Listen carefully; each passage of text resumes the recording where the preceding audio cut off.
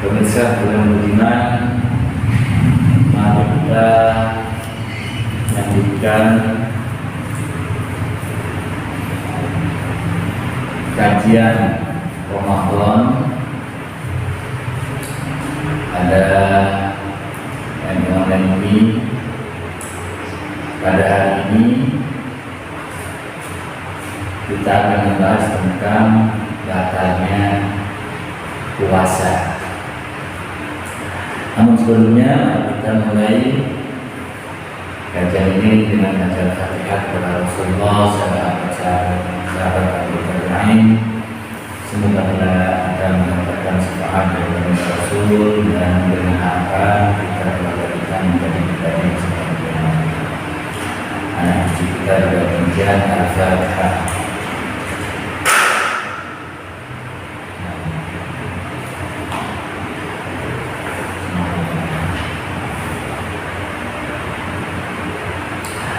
Di sini saya akan membacakan kitab Subul Safinah, namun nanti akan ditekankan kepada batalnya puasa. Faslun fi faraidis shaumi wa syurutih. Pasal tentang fardunya puasa dan syarat-syaratnya. Wajib tabyitu, yang wajib untuk berniat di malam hari, bertakyimu dan menentukan niatnya, apakah puasa Ramadan, apakah puasa Nadar, apakah puasa kafarah, puasa sunnah dan lain-lain. Finniyati, di dalam niat itu liyaumin, untuk setiap hari. Artinya fardunya puasa adalah niat di malam hari dengan menentukan puasa apa, dan juga puasa itu, niat itu dilakukan setiap harinya.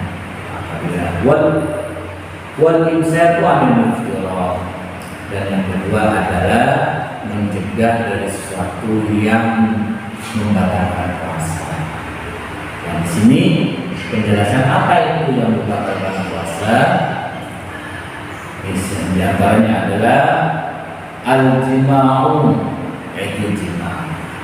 Jadi membatalkan puasa itu adalah jima'. Apa itu jima'?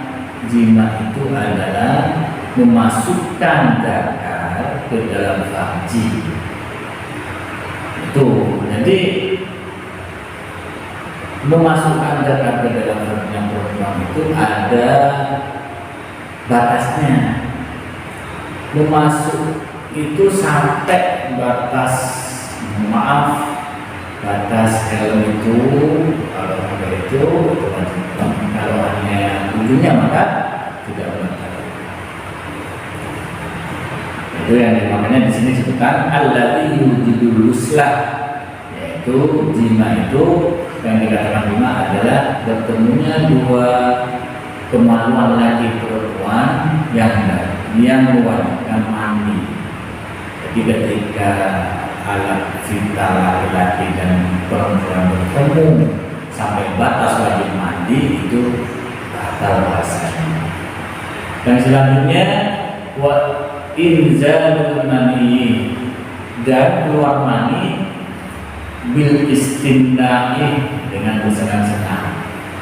Artinya apa itu keluar mani itu dengan senang-senang, misalnya bahkan dalam kitab lain dengan disengaja, bimubasyarah, dengan kitab lain disengaja dengan menyentuh.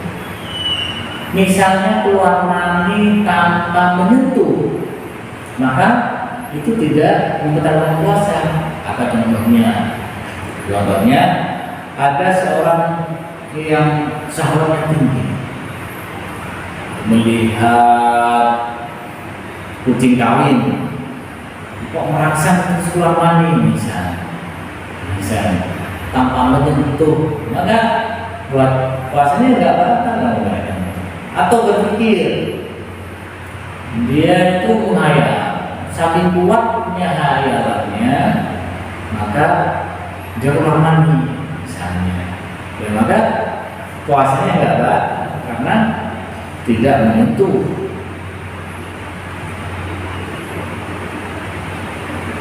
Jadi tapi kalau disentuh batal.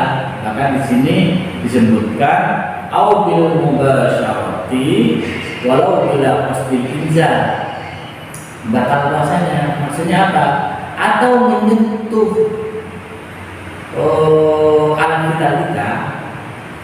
Nyentuhnya bukan untuk keluar mani, memang bukan untuk istimna, tetapi hanya itu saja karena mungkin lagi on fire, sentuh dikit jos keluar misalnya. Nah, kalau sudah keluar begini, kalau sudah walaupun tidak disengaja, tapi kalau disentuh, maka itu batal puasa. Yang selanjutnya wal istiqaati, dan sengaja untuk muntah, itu batal.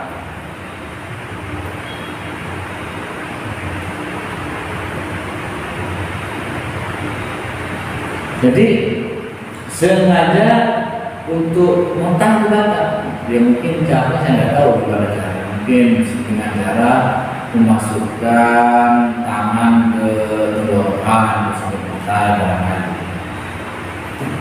Kalau muntah biasa, misalnya naik perahu, karena nggak pernah naik perahu, kemudian dia itu pusing terus muntah misalnya. Maka kalau nggak sengaja, tidak disengaja, tidak masalah.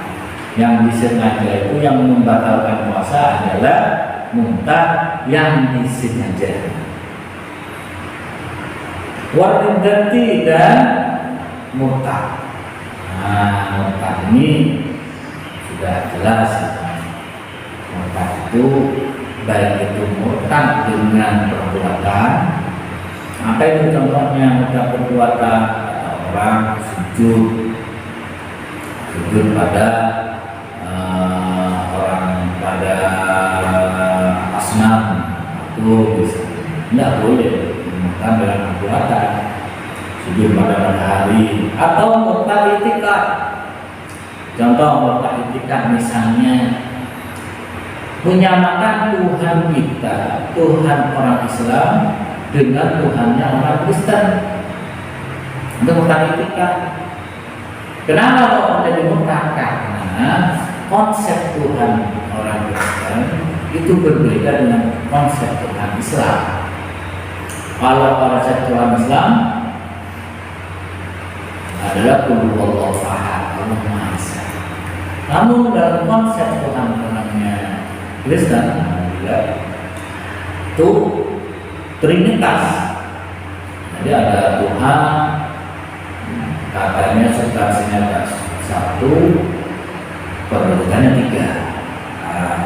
Kalau menyamakan atas kata apapun, otomatis sama dong, itu sama-sama menjemput sama saja dalam menyebutkan Allah. Dan aku salah sakin tahu sampai Allah firman Al-Quran yang akan kalian dengarkan. Yang tiga, kita berhati-hatilah untuk mengatakan itu dari khairul lakum, itu lebih baik. Jadi atau itikad itu itikad atau ucapan.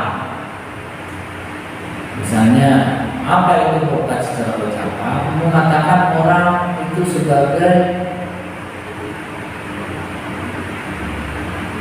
orang kafir, hei kafir, ada orang Islam, hei orang kafir, nah itu murtad.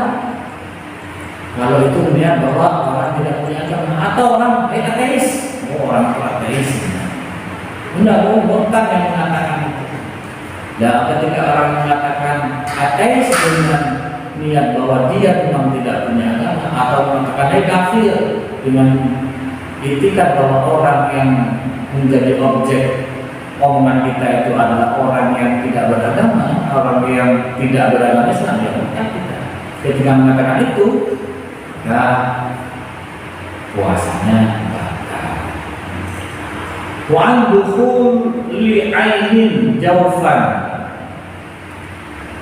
ya, atau memasukkan sesuatu ke dalam tubuh kita. Nah, apa itu maksudnya? Maksudnya memasukkan ain. Yang dimaksud ain itu adalah benda. Berbeda bukan yang bukan benda. Misalnya yang benda itu ada tampak barangnya, wujud barangnya. Ada yang tidak benda tapi terasa. Contohnya angin. Masuk hirup angin di dalam tubuh kita, maka tidak batal karena bukan benda, bukan ain. Jauhan ke dalam tubuh. Apa itu jauh? Ada tubuh luar, ada tubuh bagian dalam. Yang membatalkan adalah memasukkan benda luar ke dalam tubuh bagian dalam. Apa itu? Misalnya ke dalam tubuh melewati lubang-lubang nafas, lubang-lubang yang tembus ke dalam. Apa itu lubang-lubangnya? Ada mulut. Mulut itu termasuk daerah dalam itu pada huruf makhraj kha dan ha. Kalau misalnya ada sesuatu di mulut, misalnya ada sisa makanan di mulut, terus kita lap ke dalam, sudah melebihi batas huruf kha atau ha, maka itu batal bisa saja. Kenapa? Karena memasukkan benda luar dari benda luar ke dalam tubuh. Pak, kalau memasukkan ludah yang masih ada di dalam mulut, kalau ludah kalau dalam bahasa kitabnya itu adalah rikuhu al-khalis at-tahir min ma'dani, yaitu adalah ludah yang murni, yang suci, yang masih ada di dalam mulut, dilap tidak salah. Kenapa? Karena ludah itu masih di dalam mulut kita, masih benda dalam. Pokoknya ludah al-khalis. Kalau ludah yang bercampur S3, beda lagi. Bercampur teh, beda. Kalau bercampur dengan darah, namanya ludah yang khalis masuk ke dalam tubuh, nah itu tidak masalah karena masih selama masih ada di sekitar mulut. Hidung itu juga termasuk manfaat, lubang tembus ke dalam tubuh kita. Apa itu batasnya? Batasnya hidung itu ada tulang yang ada di sini. Maka kalau kita mau ngambil, jangan terlalu dalam dan punya puasa. Karena kalau terlalu dalam bisa jadi jari kita masuk mencapai tubuh bagian dalam. Kalau terlalu dalam menjadi batal. Telinga juga merupakan bagian dalam. Bagaimana batas telinga? Batas telinga adalah daerah yang terlihat dari samping, itu luar. Daerah yang tidak terlihat maka itu dalam. Maka kalau kuping jangan terlalu dalam, cukup bagian luar saja. Kalau ke dalam nanti termasuk bagian memasukkan sesuatu ke dalam tubuh kita. Nah, batal. Ada lagi adalah kubur dan dubur. Ini yang perlu sangat kita hati-hati. Kubur dan dubur itu batasnya apa? Batasnya kalau misalnya, mohon maaf, ini kubur dubur ini kan ini kalau sedang berdiri. Apa batas dari luarnya? Kalau batas luarnya, kalau kita jongkok itu kan terbuka. Lah yang terbuka itu luar. Dan ketika luar itu maka boleh kita membasuh. Tapi kalau harus kita hati-hati dengan membasuhnya. Kalau dalam bulan puasa, jangan terlalu ditekan. Khawatir ketika kita terlalu menekan maka masuk ke dalam bagian tubuh bagian dalam. Atau jangan kita terlalu buka. Misalnya kita sudah jongkok, kita lakukan yang dibuka di dalam. Kita siram dengan air. Kalau disengaja, maka batal puasanya. Tapi memang susah ya. Maka di dalam kitab yang lain itu dikatakan kalau kita berak di waktu puasa, kita tidak boleh memotong kita berak itu. Kalau kita kepotong kalau belum jatuh semua terus kita potong, maka batal puasanya. Makanya begitu. Lah, solusinya bagaimana solusinya? Solusinya ketika kita berak tuntaskan aja. Tuntaskan aja, jangan potong. Nah, kalau sudah kira-kira sudah selesai, ternyata misalnya setelah selesai terus kita jauh, ya udah tidak batal puasanya. Pak, kalau terpotong sendiri, ya kalau terpotong sendiri berbeda. Sama dengan saya mengiaskan dengan orang makmum. Orang makmum, orang berkumur, ketika berkumur mau wudhu, itu kan sunnah berkumur. Ketika kita berkumur, kaget tenggelam, air kan masuk ke dalam telang itu. Maka menurut Imam Syafi'i dan Imam Ahmad itu tidak batal. Walaupun menurut Imam Malik itu batal. Jadi kalau kita kumur-kumur tidak batal. Karena tidak sengaja masukkan. Sama dengan orang cawi, orang akela apa itu? Cebok. Jadi orang cebok itu asalkan kita sudah hati-hati, sudah tidak terlalu nekat, maka tidak usah terlalu was-was tidak sah puasa kita. Pokoknya kita tidak sudah berhati-hati. Misalnya ada sesuatu yang masuk itu berarti masuk dengan tidak sengaja, yang bisa jadi itu kita kiaskan dengan orang itu orang berkumur itu kan tidak batal. Sengaja selama tidak disengaja, insya Allah puasa kita sahih, puasa kita tidak batal. Mungkin dan juga Allah yujannya lahirkan, dan juga orang puasa itu tidak gila. Nah, kalau gila itu gila sebentar saja itu batal puasanya. Berbeda dengan orang ayam. Kalau orang ayam itu selama tidak ayam seluruh hari maka masih sah batal. Tapi kalau ayam semuanya hari dari maghrib, dari subuh sampai maghrib, ya batal rasanya. Pak, kalau tidur Pak, bagaimana? Setelah sahur, sholat subuh, tidur, bangun, maghrib. Nah, kalau tidur tidak masalah. Tapi ngapain juga puasa? Ya rugi puasanya. Orang puasa itu latihan untuk beribadah, orang malah puasa latihan tidur, latihan mati ya. Tidur sehari itu kan latihan mati, ya sholat dulu, berasa. Ya, kita berada di bulan Ramadan, kalau hanya berpuasa tidur terus menghilangkan puasa pahala yang besar yaitu sholat duduk dan sholat asar.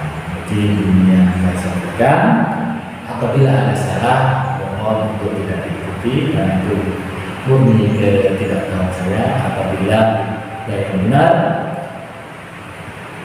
baiknya untuk kita ikuti bersama-sama. Wallahu a'lam bishawab. Assalamualaikum warahmatullahi wabarakatuh.